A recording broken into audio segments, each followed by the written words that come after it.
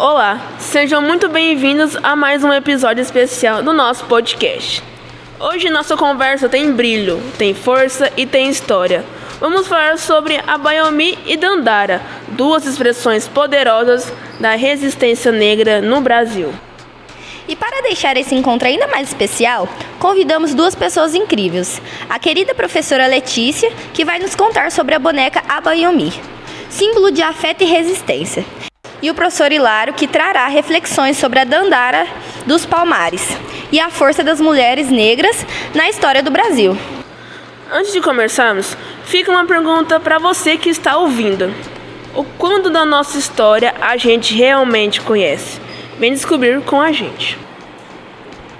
Quem não conhece sua história, não reconhece sua própria força.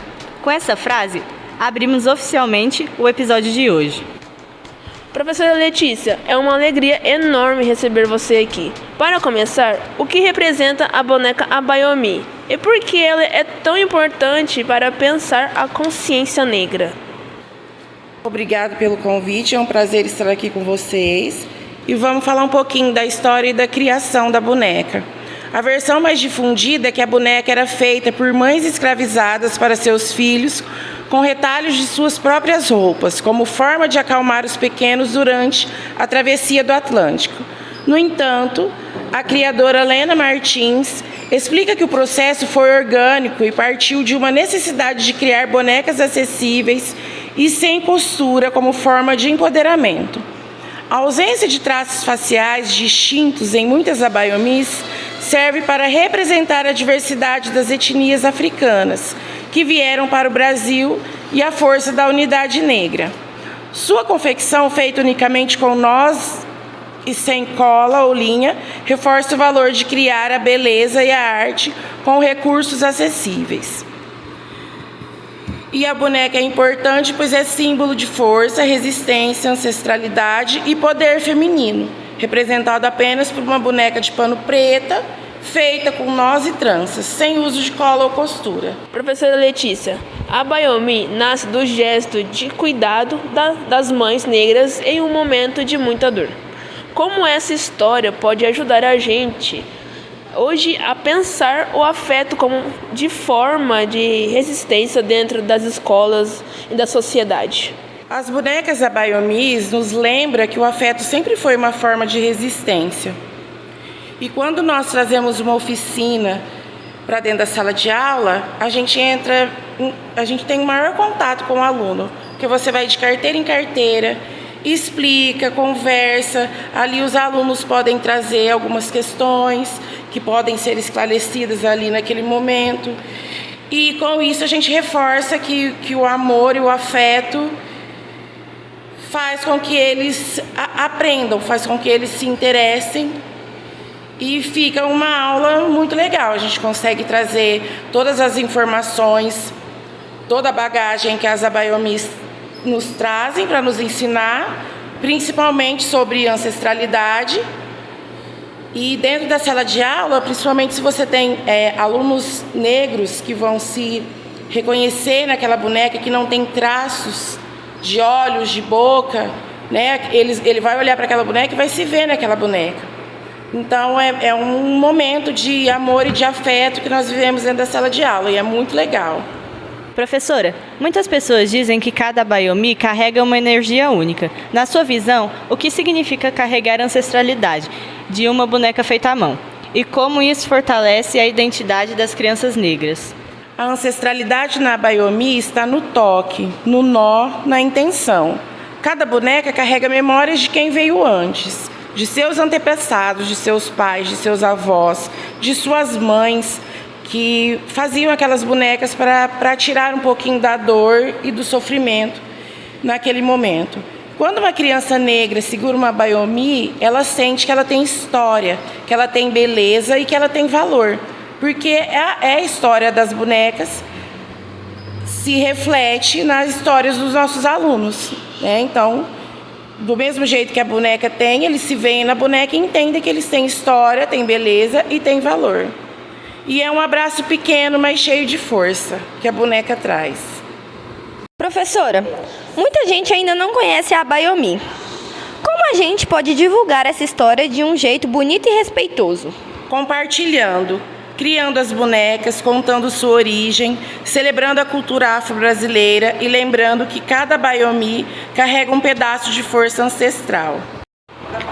Professor Hilário, quando falamos de consciência e resistência negra, a figura de Dandara dos Palmares sempre aparece com muita força.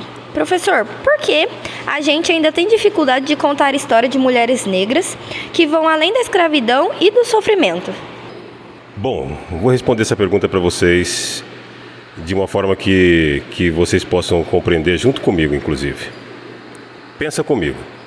Depois que a escravidão foi abolidinha, em 1888, o Brasil criou uma imagem da negra submissa, agradecida por ter sido liberada ou libertada.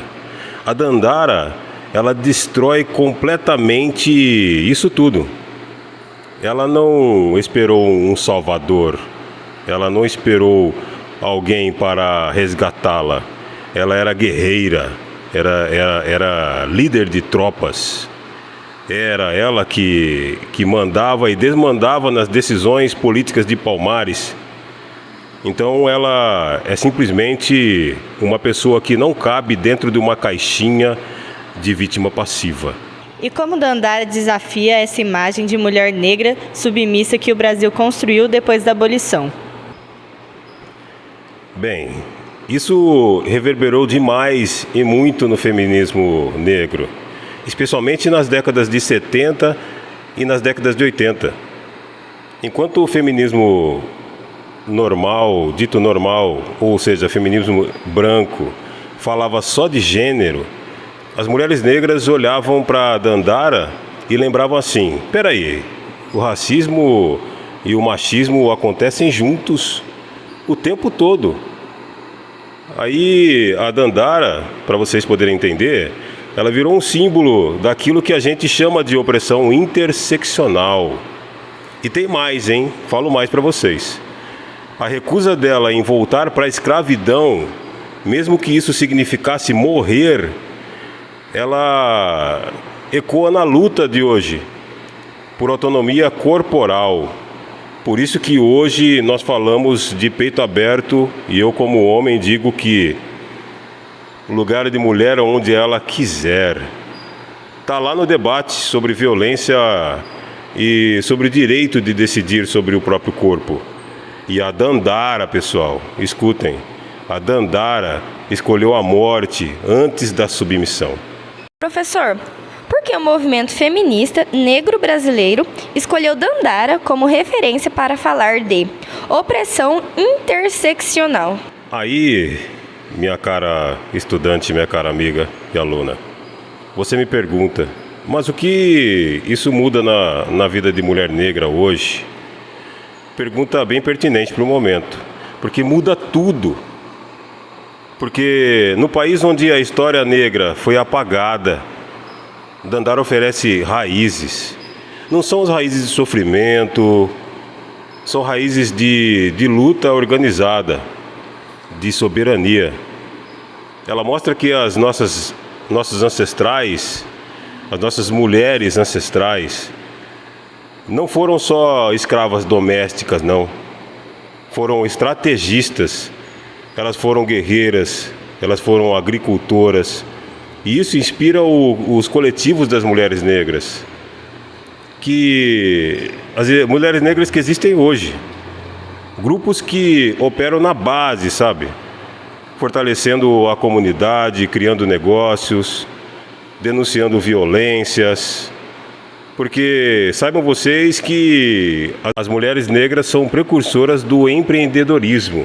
Então vocês veem que a tal inteligência das mulheres negras no movimento negro brasileiro.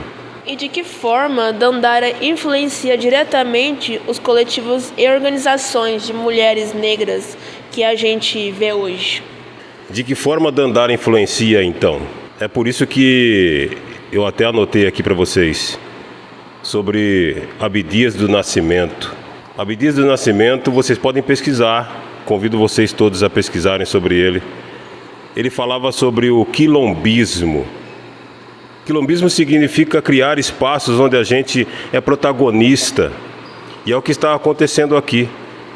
Por isso que a inclusão dela no livro dos heróis da pátria e nas escolas não é só simbólica, serve para embasar políticas de reparação histórica. E pense assim, a Dandara ela influencia diretamente, sim. Por isso que a Dandara ela está nessa escola hoje. A Dandara está na Emily do 2º ano, agro. A Dandara está na Maria do 1º. Ela está na Ana, na Franciele, na Rafa. Está na Débora. Está na Sara. Na professora Beth. A Dandara está em todos vocês. Por isso que ela influencia tanto diretamente os coletivos. Agora, e você que está ouvindo? Quando foi a última vez que você pensou na força das histórias negras que sustentam o Brasil?